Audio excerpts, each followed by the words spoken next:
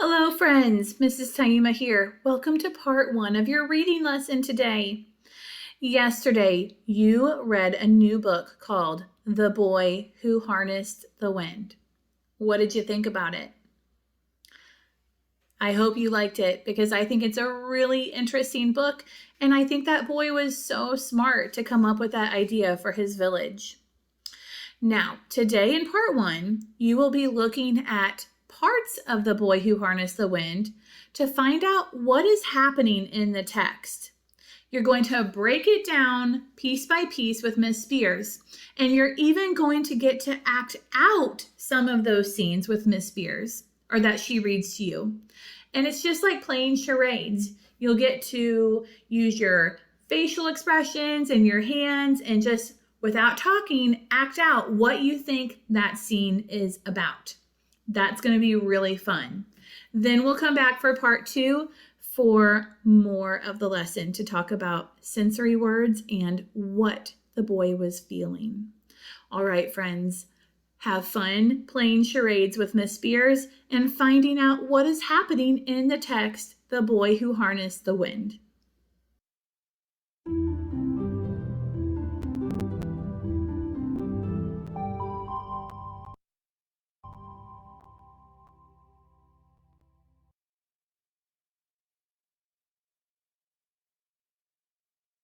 Hello, friends, and welcome back to Wit and Wisdom in Sync. My name is Tanisha Spears, and I'm excited to jump into our lesson for today. But before we do, let's make sure you have your materials ready. For this lesson, you will need handout 27B, which is a scene about William. You'll need your Wit and Wisdom in Sync journal and a pencil. Pause the video now if you need to gather your materials. In previous work, you had a chance to make observations and ask questions using the text, The Boy Who Harnessed the Wind. Today, you'll think about what's happening in the text, as well as think about how sensory and feelings words work in a story.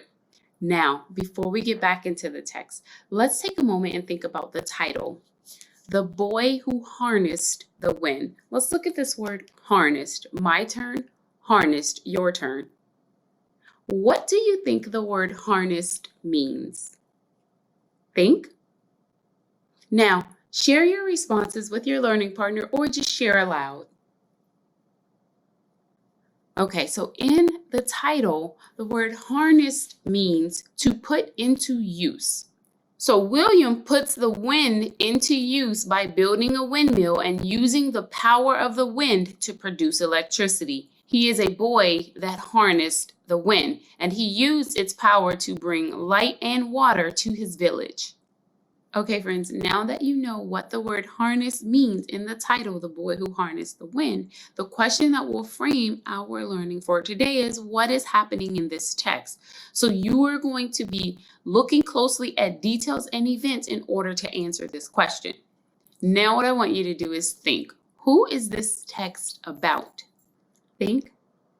Now, just share your response of who you think the main character is out loud. Did you share it? This text is mainly about William Kemkwambu. Okay, so we know the main character is William. Now think, where does this story take place? Think. Now share the setting of this story with your learning partner or just share aloud. The setting of this story is a small village in Malawi, and Malawi is a country in Southeast Africa. Okay, so let's get back into the text to look for key events. Listen as I read a few pages. You can follow along on the screen. For all its power over dancers and flying things, magic could not bring the rain. Without water, the sun rose angry each morning and scorched the fields, turning the maize into dust. Without food, Malawi began to starve. Now think, what key event do these pages describe in the words and illustrations? I'm going to ask it one more time. What key event do these pages describe in the words and illustrations? Think. Now, share your responses with a learning partner or just share aloud. These events describe that there was no rain in William's village, so the plants died and there was little food. Okay, let's read another page. Remember, listen for the event. Money also disappeared with the rain. Bethany, his father said, I am sorry, you will have to drop out of school. Now, William stood on the road and watched the lucky students pass, alone with the monster in his belly and the lump in his throat. For weeks he sulked under the mango tree, until he remembered the library down the road, a gift from the Americans. Okay, friends, what key event does this page illustrate? Think. Now, share with your learning partner or share aloud. The key event that this page illustrates is that there was no money for school, so William had to drop out. Okay, we're going to read a few more pages and you are going to have an opportunity to act out the key events on these next pages. Listen carefully. He found science books filled with brilliant pictures. With his English dictionary close by, William put together how engines moved those big trucks and how radios pulled their music from the sky. But the greatest picture of all was a machine taller than the tallest tree with blades like a fan. A giant pinwheel? Something to catch magic? Slowly, he built the sentence, windmills can produce electricity and pump water. Okay, friends. Now, what key event does this page illustrate? Think. Now, act it out. I really wish I could have seen what you acted out. Did you act out how in this part of the story, William goes to the library and he reads about windmills? Okay, let's keep reading. His cousin Geoffrey and best friend Gilbert soon appeared. Mulibwanji, they greeted. Can we help with electric wind? Grab your pangas and follow me, he said, and took them into the forest. Together they swung their sharp blades into the trunks of blue gum trees, then hammered them together to make the tower. Standing atop, William shouted, "Bring it up!" while the boys tugged and heaved. A crowd gathered below and gazed at this strange machine that now leaned and wobbled like a clumsy giraffe. Some giggled, others teased, but William waited for the wind. Now, friends, what key event does this page illustrate? Think. Now, act out the key event. I really wish I could see your acting. The event is that William and his friends build the windmill. Okay, let's keep going. Listen carefully. Like always, it came, first a breeze, then a gusting gale. The tower swayed and the blades spun round.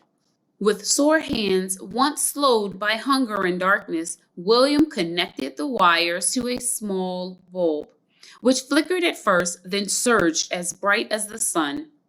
"Tonga," he shouted, "I have made electric wind." Now, what key event do these pages illustrate? Think. Now, act out the key events. Okay, friends, did you act out how in this part of the story, the event is that the windmill produces electricity? Okay, let's take a closer look at an important phrase from the text. I'm going to reread page 14, and remember, right before this page, we got an opportunity to read about how William closed his eyes and saw the windmill outside of his home and how it was pulling electricity and how he really believed this windmill was a weapon to fight hunger. Listen carefully.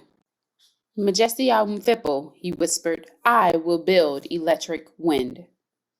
Okay, now let's read page 23. And remember, right before this page, we see that William is standing and he's waiting for the wind to come so that it can blow a breeze to help the windmill blades spin around. Listen carefully. With sore hands, once slowed by hunger and darkness, William connected wires to a small bulb, which flickered at first, then surged as bright as the sun. Tonga, he shouted, I have made electric wind. So now I want you to think, what does electric wind mean? Think. Now share your idea with a learning partner. Did you share? Here's what I think. Electric wind describes how William is thinking about the windmill. He is thinking about a machine that makes electricity from wind. Now, friends, why is it important that William makes electric wind? In other words, think about how might electric wind help the people in his village. Think. Now share your thoughts with your learning partner or just share aloud. Here's what I think. William making a windmill that works means that he can help bring water to the crops and feed the people in his village. And this shows how wind is a form of energy that people can use to help themselves. Okay, friends, if you need to, pause the video to take a moment to stretch or take a quick break. When you're done, unpause the video.